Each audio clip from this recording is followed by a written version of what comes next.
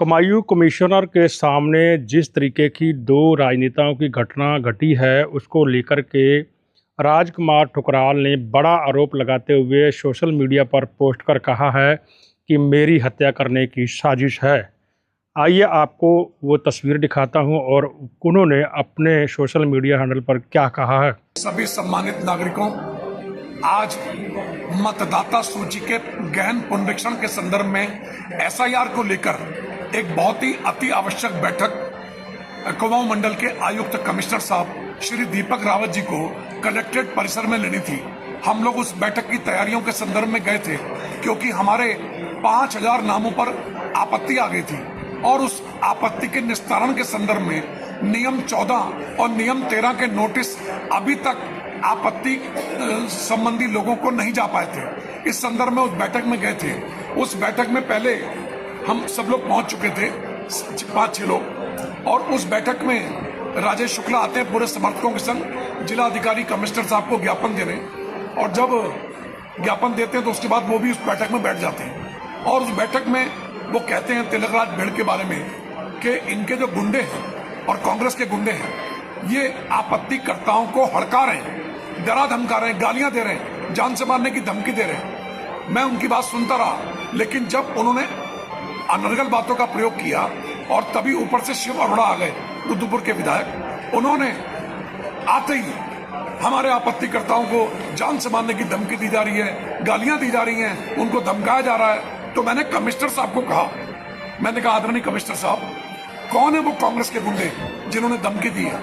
अभी हम उनसे बातचीत कर रहे थे, इन लोगों ने हम पर हमला बोल दिया। जो किया कमिश्नर साहब, डीएम साहब, एडीएम साहब, एसडीएम साहब, एसपी सिटी और सारे मीडिया के सामने इन लोगों ने हमसे बदतमीजी की। और उसके बाद इनके कार्यकर्ता बहुत ज्यादा मात्रा में हो गए, हमारे कार्यकर्ता थोड़ी मात्रा में थे। लेकिन ये वो लोग हैं जो उत्तराखंड राज्य के विरोधी हैं। मैं राज्य आंदोलनकारी हूं।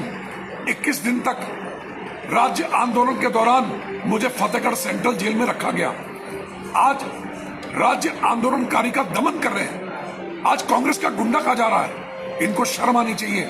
इनकी कोई आहुति नहीं है उत्तराखंड राज्य के लिए, और आज ऐसी भाषा का प्रयोग करके इन्होंने नैतिकता खो दी है। जो अपने कमिश्नर के सामने डीएम, एडीएम, एसडीएम, तहसीलदार, एसपी सिटी और पुलिस के सामने और टोटल मीडिया के सामने बदतमीजी कर सकते हैं, वो कुछ भी कर सकते हैं। हमने किसी के नाम पर आपत्ति नहीं की, किसी का वोट हमने खारिज नहीं कराया। जो भी यहाँ का नागरिक है, हमारा मतदाता है, उसको वोटिंग पावर होनी चाहिए।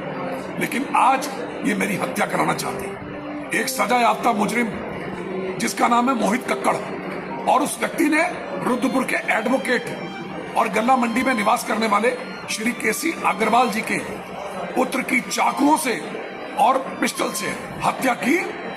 ऐसा व्यक्ति जिसको आजीवन कारावास की सजा हुई, जो राजनीतिक प्रभाव के चलते अपील पर बाहर है, और वो आए दिन मैं जेल जाऊंगा तो ठुकराल को मार के जाऊंगा।